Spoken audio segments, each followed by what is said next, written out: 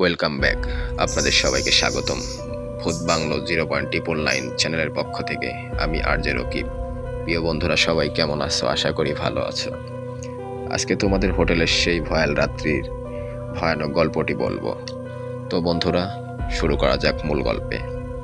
সময়টা 1998। গল্পটি আমার এক দাদুর মুখ থেকে শোনা। দাদু ও তার দুই বন্ধু সাগর ও আরিফ, তারা তিনজন মিলে ঘুরতে যাওয়ার সিদ্ধান্ত নেয়। মাঝখান থেকে সাগর বলে ওঠে, আমার একটি ভালো চেনা জায়গা আছে। জায়গাটির নাম হচ্ছে সুন্দর গ্রাম। সেখানকার প্রাকৃতিক সৌন্দর্যের জন্য গ্রামটির নাম রাখা হয় সুন্দর গ্রাম। এমনই একদিন সকালে সুন্দরগ্রাম বেড়াতে যাওয়ার উদ্দেশ্যে ট্রেনে করে রওনা দেয় তারা তিন বন্ধু। ট্রেন লেট হওয়াতে সুন্দরগ্রাম পৌঁছাতে তাদের অনেক সময় লেগে যায়। এক পর্যায়ে ট্রেন সুন্দরগ্রামে পৌঁছে ট্রেন থেকে নেমে তারা ঘড়ির দিকে তাকাতেই দেখলো প্রায় 6টা বাজে। সুন্দরগ্রাম স্টেশনের পাশ দিয়েই সেই সুন্দরগ্রামের মেঠো পথ চলে গেছে।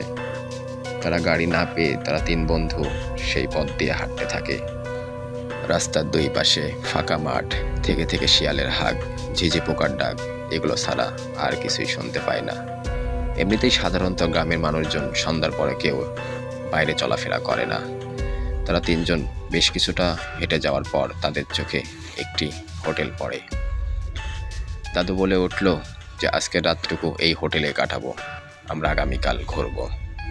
হোটেলে প্রবেশ করতেই চোখে পড়ল একটি চেয়ারে ম্যানেজার বসে আছে।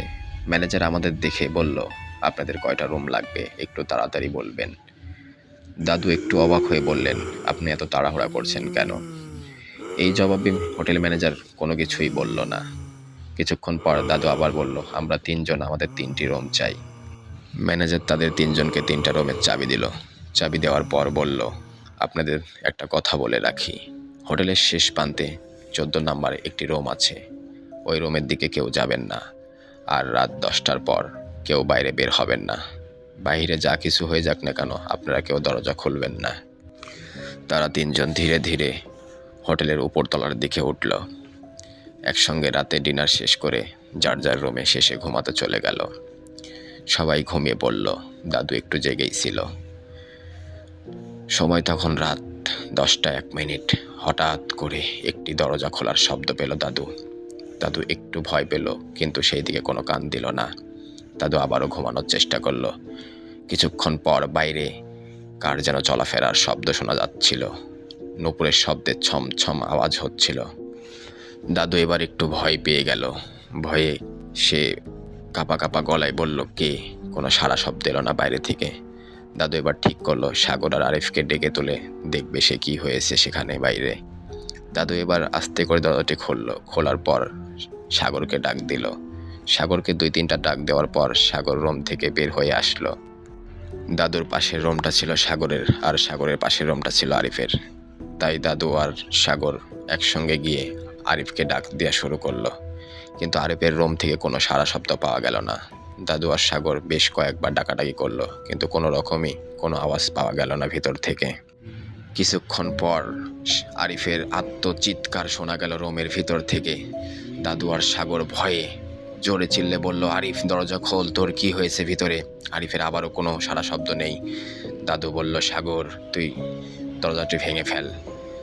সাগর 2-3টা ধাক্কা মারতে দরজাটি ভেঙে গেল। ভেতরে ঢোকার পর তারা যেটা দেখলো সেটা দেখার জন্য মোটেও প্রস্তুত ছিল না। দাদু ও সাগর দেখতে পেল আরিফার দেহটি মাটিতে পড়ে আছে। আরিফের মুখ দিয়ে মাংস ঝলসে পড়ছে, তার চোখগুলো বেরিয়ে আসছে। এই সব দৃশ্য দেখে দাদু ও সাগর ভয় পেয়ে যায়। দাদু ও সাগর আরিফকে দেখে ভয়ে কাঁপতে থাকে, শরীর দিয়ে ঘাম ঝরতে থাকে। দাদু এক পর্যায়ে আরিফকে জিজ্ঞেস করলো, তোর সঙ্গে কি হয়েছে? আরিফ মৃত্যুর যন্ত্রণা নিয়ে কাঁপা কাঁপা গলায় বলল, দাদু আমি যখন তোমাদের সঙ্গে খাওয়া দাওয়া শেষ করে রুমে আসি, রুমে এসে কিছুক্ষণ শুয়ে থাকার পর চোখটা যখন বন্ধ করি, হঠাৎ আমার দরজায় কে যেন এসে কড়া নাড়ে ঠক ঠক করে। আমি প্রথমে সেই বিষয়টাই কোনো গুরুত্ব দেই না। কিছুক্ষণ পর আবার দেখি আমার দরজায় এসে আমায় ডাকে, আরিফ দরজা খোল। আমি বিষয়টি তাও কোনো গুরুত্ব দিলাম না। তার কিছুক্ষণ পর দেখি বাইরে কে যেন চলাফেরা করছে। নুপুরের থমথম আওয়াজ কানে আসছে। আমি এবার একটু ভয় নিয়ে উঠে দরজাটি খুললাম এবং নূপুরের আওয়াজ ফলো করতে করতে আমি সেই 14 নাম্বার রুমের সামনে গিয়ে পৌঁছালাম। 14 নাম্বার রুমটির সামনে গিয়ে দেখি রুমের ভিতর আলো জ্বলছে, অথচ আমরা যখন রুমটির সামনে ঢুকতে গেছিলাম তখন এই এত সুন্দর আলো বা এত সুন্দর লাগছিল না। কিন্তু হঠাৎ করে রুমটির ভিতরে আলো জ্বলছে, রুমটি অনেক সুন্দর দেখাচ্ছে। আমি হালকা করে সেই 14 নাম্বার রুমের দরজার পাশে কান লাগালাম। আমি শুনতে পেলাম ভিতর থেকে কেউ কান্না করছে। সেই 14 নাম্বার রুমের একটি দরজার ফাঁক দিয়ে আমি একটু উঁকি মারলাম। আমি দেখতে পেলাম ঘরের রুমের এক কোণে একটি নববধূ মাথা নিচু করে কাঁদছে। আমি আস্ত হালকা গলায় বললাম, কে কাঁদছো ওখানে? সে যখন মাথাটি তুলল, ভয়ে আমার প্রাণটা বেরিয়ে গেল। আমি দেখলাম তার মুখটা আগুনে পুড়ে ঝলসে মাংসগুলো গলে গলে পড়ছে, তার চোখের জায়গায় চোখ ছিল না। আমি ভয়ে দৌড়ে রুমে চলে আসি। আমার এমনটা মনে হলো সে যেন আমার পিছন পিছন এলো। আমি দরজা আটকিয়ে আমি আবার শুয়ে পড়ি ডান দিকে। আমি ডান পাশে শুয়ে ভয়ে কাঁপতে থাকি। বেশ কিছুক্ষণ পর আমার কেন জানি মনে হলো সে আমার বাম পাশে আছে। কিছুক্ষণ পর চাপা গলায় কান্নার আওয়াজ ভেসে আসছে আমার কানে। আমি ভয়ে আরও কাঁপতে থাকি। কাঁপতে কাঁপতে যখন আমি ঘাড়টা বাম দিকে ঘোরাই, তখন দেখতে পেলাম ওই নববধূর পোড়া ঝলসানো মুখটা আমার পাশে এসে শুয়ে আছে। আমি চিৎকার দিতে গেলে সে আমার মুখ চেপে ধরে। আমি আর চিৎকার করতে পারি না। সে তখন আমার মুখে আগুন ছুঁড়ে মারে, আমার মুখটা পুড়িয়ে দেয় আর আমার দুই চোখের মধ্যে আঙ্গুল ঢুকিয়ে আমার দুইটা চোখ বের করে নেয়। তারপর আমাকে মাটিতে ছুঁড়ে ফেলে। তারপরে তোমরা চলে আসো আমার রুমের ভিতর। আরিফের মুখে এইসব কথা শুনে দাদু ও সাগর অনেক ভয় পেয়ে যায়। তারা ভাবতে থাকবে সেই সময় কি করব না করব। ঠিক কিছুক্ষণ পর চারিদিকে বিকট হাসি, কি ভয়ানক হাসি! হাসি শুনলেই মনে হয় প্রাণটা বেরিয়ে যাবে। তারা আর এক মুহূর্ত ওই রুমের মধ্যে হাসির আওয়াজে টিকতে পারল না। সাগর ও দাদু আরিফকে কোলে তুলে নিয়ে দৌড়ে পালানোর চেষ্টা করলো। পালাতে গিয়ে যখন দেখলো মেন গেটটি বন্ধ করা, তখন তারা হতাশ হয়ে পড়ল।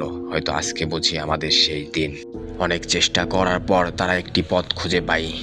একটি কাঁচ দিয়ে একটি দরজা ছিল। তারা তিনজন সেই কাঁচটাকে ধাক্কা দিয়ে ভেঙে তারা বাইরে বের হয়ে আসে।